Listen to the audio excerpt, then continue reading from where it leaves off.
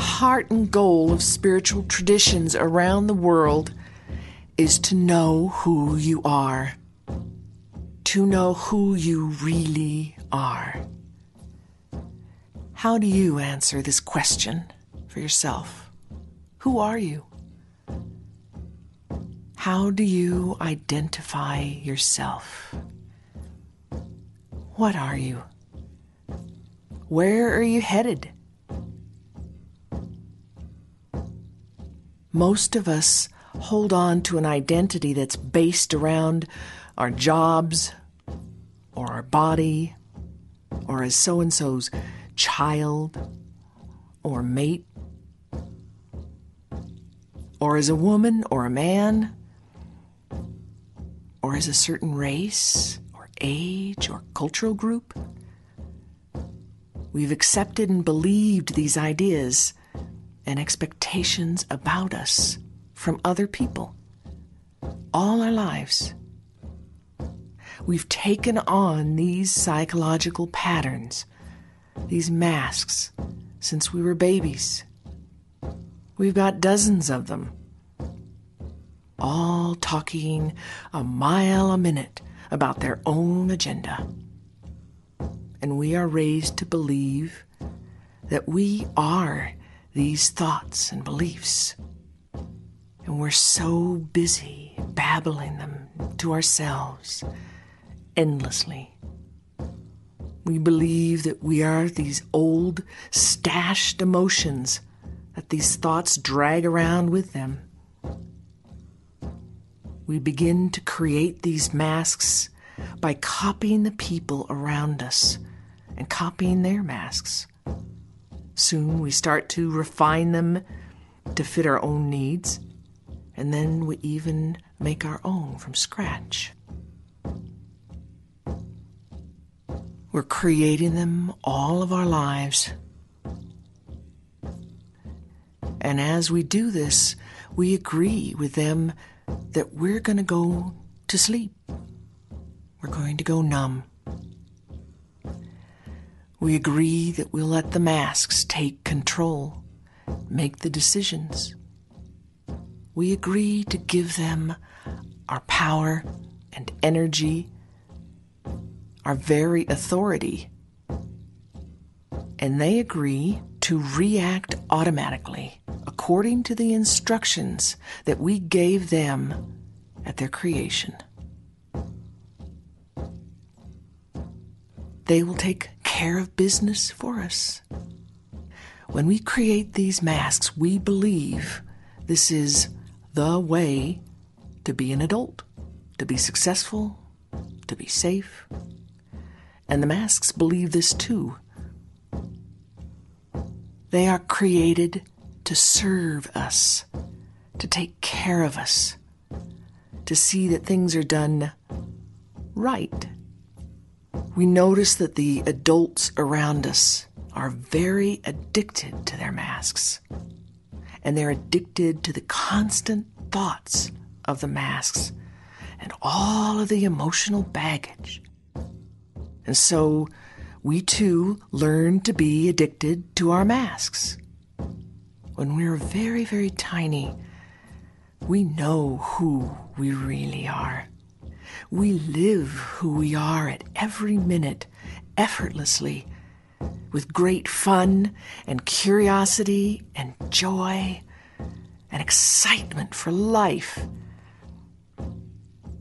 As we watch the masks of all those around us, we quickly see that these people do not know who they are. They hide this from themselves. Their masks are hiding it, burying it from them. So we copy this. We learn to bury our truth too. The society out there tells us in every way it can that to know who you really are, to feel what that feels like, to live it and show it, is socially unacceptable. It's dangerous. Not only must we hide who we really are from everyone at all costs, but we must bury this from ourselves forever. This beautiful, joyful, even ecstatic feeling of knowing who you are and what you are. The feeling of your own aliveness. This is what my grandparents, Chia and D'Amato Whitaker, called your song. The feeling of knowing your own song. To know who you are, my grandparents would say, comes from the feeling, not the ideas, not the thoughts, not someone else's beliefs, but the feeling of who you are, your feeling of your song. Everything has a song. Everything is alive. Every plant, every animal, every rock, every grain of sand, soil, the rivers, creeks, springs, the winds, the mountains, the stars in the sky. Every atom is alive. And every single one has consciousness and action. Each has a center, a heart, and each one has a song. Its own individual, absolutely unique signature. Its song. That it radiates out into the universe. And each being's song is its own individual, unique piece of creator. This song, this signature, has a feeling to it of intense aliveness, curious, wanting experience, loving life, wanting to know, wanting fun. There are many paths and traditions to finding this mystery. There are different methods used all around the world. And it doesn't have to take a long time. It doesn't have to be difficult. All these different paths work. But it will be just as difficult and take just as long as you believe it will. When my grandparents gave me the ceremony of finding the song, they told me to think of a time in my life when you were a child, they said. Or maybe even a moment from today. Some time when you felt happiness, joy, an excited feeling. The kind of feeling you get when you listen to your most favorite music, or doing the thing you really want to do. Maybe it's painting something, or being out among the plants, the soil, the trees, or the sensation of falling in love, that swooning, giddy feeling. Whatever it is, bring back the events. Bring it back in your mind, all the details. What was around you, kind of light, the colors, the smells. Bring it all back. And bring the feeling back. Knowing that that feeling is the feeling of your song. This is what your signature feels like. That is who you really are. Our beings, our spirits, have a basic quality about them, a feeling of pleasure, delight, excitement. And when you are doing something that generates these feelings, You are stimulating the sensations of your own song. You are feeling the truth about yourself, the truth of who you are. All the knowledge of your gifts that you were born with, the true desires and will of your spirit, how you connect to all other beings, how you connect to and are part of Creator. All this knowledge is in the feeling of your song.